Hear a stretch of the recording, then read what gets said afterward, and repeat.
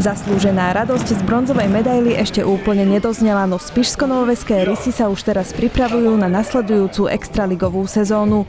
Vzhľadom na úspešný minuloročný výsledok si však tým uvedomuje vysoké očakávania fanúšikov. Nemôžem nic podceniť a budeme se snažit ten výkon zopakovat, nebo ten úspěch zopakovat. Bude těžké samozřejmě, ale budeme se snažit zase předvádět ten hokej, co jsme předváděli, tak ať se to těm lidem líbí a uvidíme, jak to dopadne. Zatiaľ ciele sú také, že dobre sa pripraviť a aby sme boli v čo najlepšej forme a podľa mňa potom vedenie určite nám dá nejaké ciele, ale si myslím, že to štvrťfinále a do toho 6. miesta základnej časti určite budeme mať taký cieľ. Hokejový klub postupne odkrýva mená hráčov, ktorých fanúšikovia budú môcť v nasledujúcej sezóne povzbudzovať. V tíme si udržali miesto hráči ako Robert Džugan, Dalibor Bortňák, Adam Žiak a ďalší. Naopak dres Rysov si napríklad neoblečie Martin Beluš, Elias Ulander či Hayden Verbík.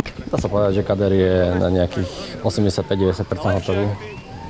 Že máme nejaké okná otvorené, ktoré chceme zaplniť, takže to gro, ktoré minulý rok vytvorilo kostru mužstva, ostáva pokope, takže verím, že tá chemia bude fungovať ďalej a budeme pokračovať vo výkonoch. Tým v extraligovej sezóne posilnia noví hráči. Jedným z nich je aj napríklad 25-ročný kapitán ukrajinskej reprezentácie. Myslím, že Igor Mereško je veľmi dobrá posila. Je to hráč, na ktorom sme už dlhodobo pracovali a sľubujeme sa od neho veľa, takže mal by byť ten líder pre Sloviek v obrane, takže uvidíme, či sa nám podarí do útoku niečo výraznejšie, lepšie alebo zaujímavejšie pritiahnuť. Letná príprava hokejových hráčov sa začala testami, ktoré sú zamerané na zloženie kompozície tela, a teda pomer svalov, tukov či vody, ktoré sa v ňom nachádza. Následne sa chlapci premiestnili na takú plošinu odrazovú, kde sme merali výšku výskoku z dvoch nôh, taký counter movement jump, to znamená s protipohybom, výskok z jednej nohy,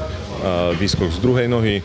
Potom chalani si presedlali na taký špeciálny stroj, novinka na Prešovskej fakulte, a merali tam v podstate sílu extenzorov a flexorov, v podstate kvadricepsu a hamstringu, kde z výstupu tohto uvidíme, že aký je pomer, alebo teda nepomer, ako pracuje predné a zadné svaly, z toho vieme vlastne určiť nejaké disbalancie hráča. A následne posledný bol anaerobný test Wingate, je to na izokinetickom bicykli.